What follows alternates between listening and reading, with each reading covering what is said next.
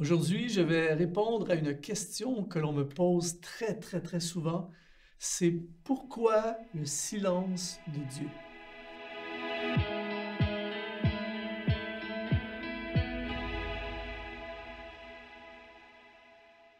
Bienvenue à votre café matinal. Je suis heureux d'être avec toi aujourd'hui.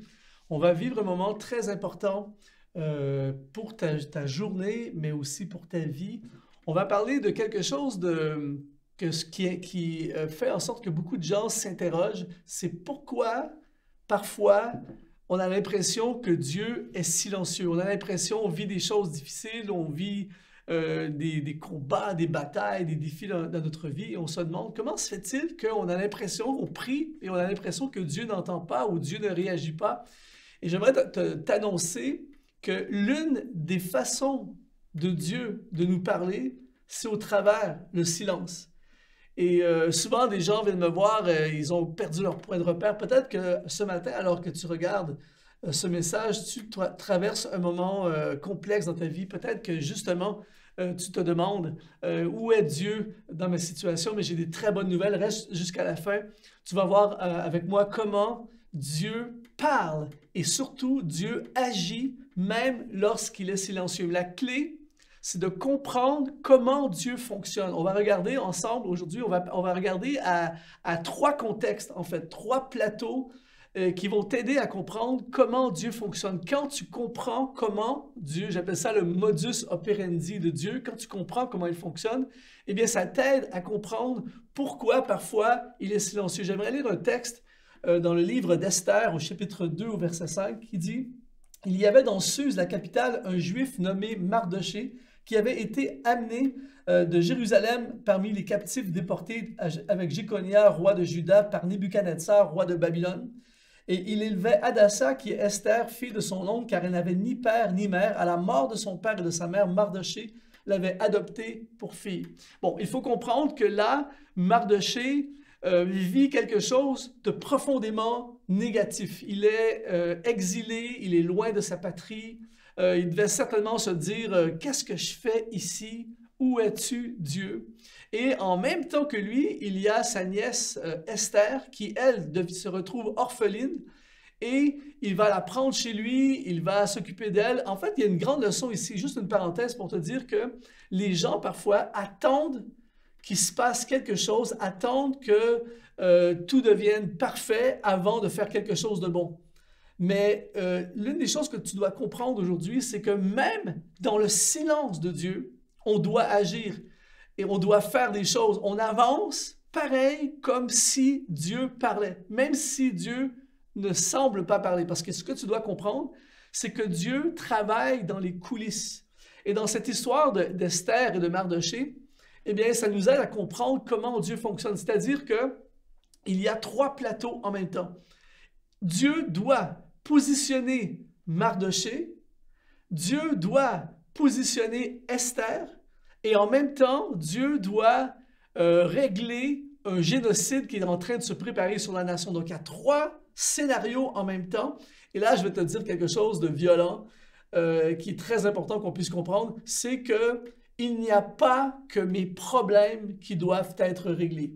Il n'y a pas que ma situation qui doit être réglée. Souvent, pour que ma situation se règle, ça prend le règlement d'une autre situation. Ça prend le positionnement d'une autre personne. Et c'est pour ça parfois qu'il y a des moments d'attente et de silence parce que Dieu est en train de travailler sur plusieurs scènes en même temps. Et là, la scène va dégénérer encore plus parce que Esther va se faire enlever littéralement et elle va se retrouver dans le harem du roi. La situation avec des yeux, une perspective humaine semble dégénérer. Parce que maintenant, elle se retrouve dans le harem. Non seulement on est déporté, mais maintenant je suis dans le harem. Où es-tu, Dieu? Qu'est-ce qui se passe? En fait, le livre d'Esther est le livre où Dieu est le plus silencieux, mais où Dieu semble agir de façon énorme, mais dans les coulisses. Et Esther se retrouve dans un contexte vraiment compliqué. Écoute bien ceci.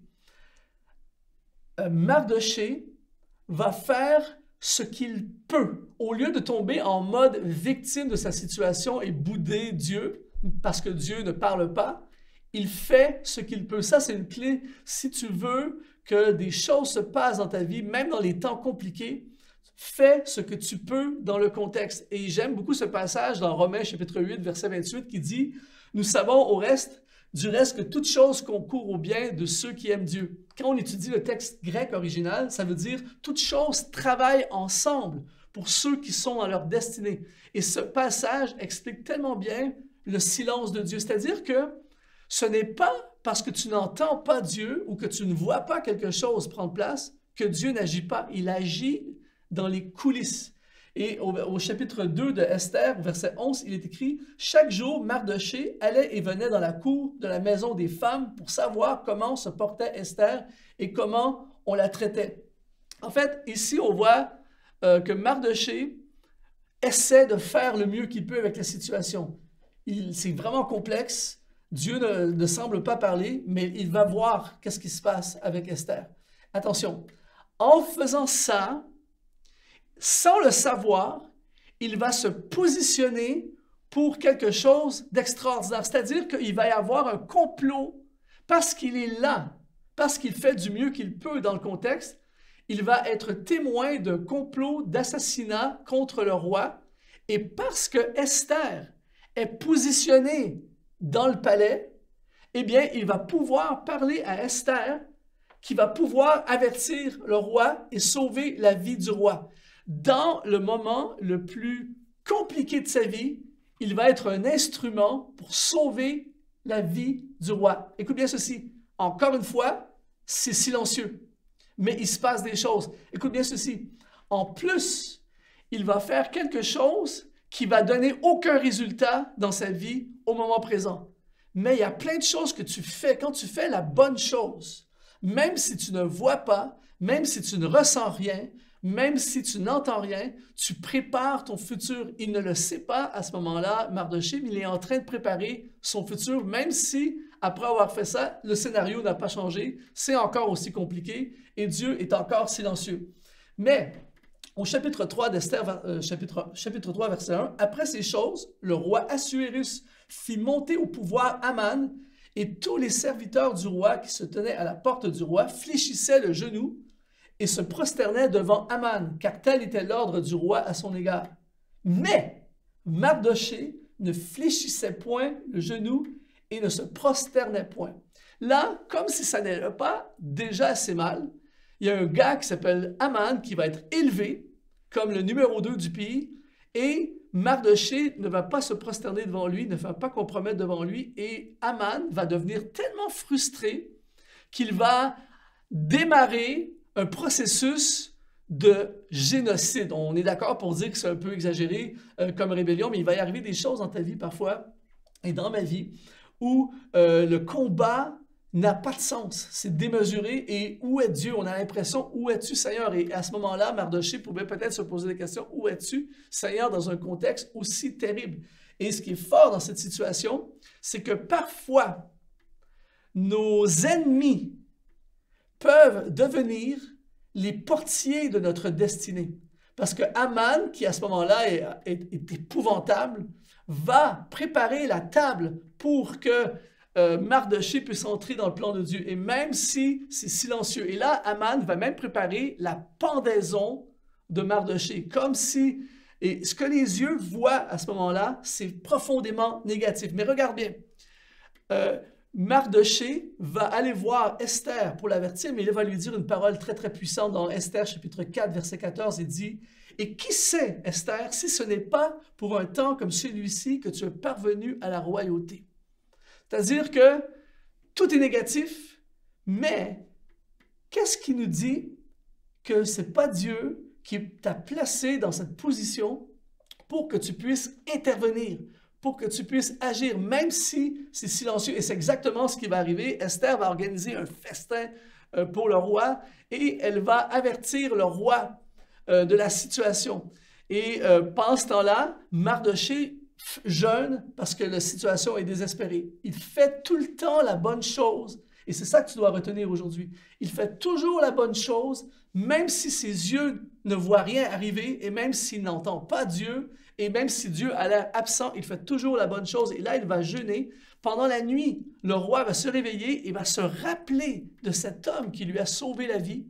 Et là, il veut bénir cet homme qui lui a sauvé la vie. Il fait venir Aman à côté de lui et lui dit, Aman, qu'est-ce que je pourrais faire pour bénir un homme extraordinaire? Et Aman pense que le roi parle de lui. Alors il dit, je lui mettrai le manteau royal, je le ferai parader dans la ville avec le cheval du roi. Il dit, parfait, on fait ça pour Mardoché. Et là, il est complètement abasourdi.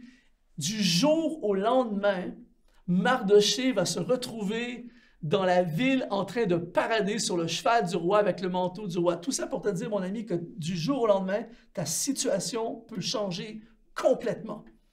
Parce que même si tu ne vois pas, Dieu est en train d'agir. Et là, ça continue l'histoire. Esther organise un festin. Elle avertit le roi d'un génocide. Elle plaide auprès du roi pour qu'il puisse arrêter la situation. Le roi dit, mais qui veut faire un truc pareil? Elle lui dit, c'est Aman. Et le roi va utiliser la potence qui devait être réservée à Mardoché pour faire pendre Aman. Et le roi, va établir Mardoché numéro 2 du pays.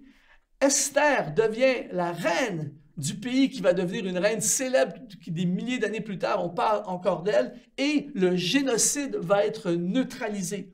Toute chose concourt au bien de ceux qui aiment Dieu. Pourquoi le silence de Dieu? Eh bien, c'est parce que parfois, il a besoin de régler des scénarios, des situations pour te positionner, pour te placer dans ses plans. Alors aujourd'hui, alors que tu regardes ce message, si tu es dans le silence, si tu ne vois pas Dieu agir, je veux t'encourager à avancer. Je veux t'encourager à foncer. Je veux t'encourager à faire confiance à Dieu parce qu'il ne te laissera jamais tomber. Le silence de Dieu, ça veut dire que Dieu est en train d'agir et il prépare la table pour ton avenir. Que Dieu te bénisse. Bonne journée.